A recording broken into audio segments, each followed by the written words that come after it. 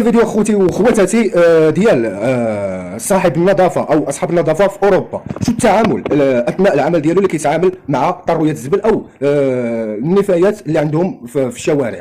حنا عندنا في المغرب حنا ما كيديروش هكا، حنا كيديروا اكثر من هكا. حنا هاد السباق اللي كيديروا، هاد السباق كامل اللي كيديروا كيتسابقوا معاك على الخناشي ديال هذا، كيتسابقوا مع القشقان على الخناشي ديال الخبز. فين ما كان شي بيدو كيكرطوه، فين ما كان شي حاجه كيكرطوها. هادو ما عرفناهم واش كيجمعوا الزبل ولا كيقشقلوه مع القشقاله.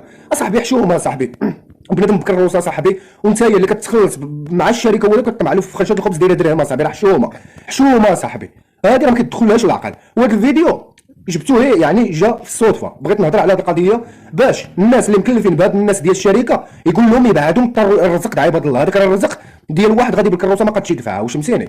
ماشي الرزق ديالك، ماشي من حقك باش نجيك مثالي.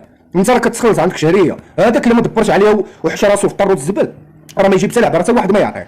راه كلشي كيعرف ديك الناس هادو، وكلشي كيستنكر منهم، وكلشي ما عرفش شنو هو المشكل اللي عند بنادم مع الكراس. ماني الكراس اصلا، واش فهمتيني؟ الا كانت حوته وحده كتخني الشوارع راه ماشي كاملين، واش فهمتيني؟ راه كيكون هي 1%، ماشي كتجمعوا عموما. المهم اللي تسقوا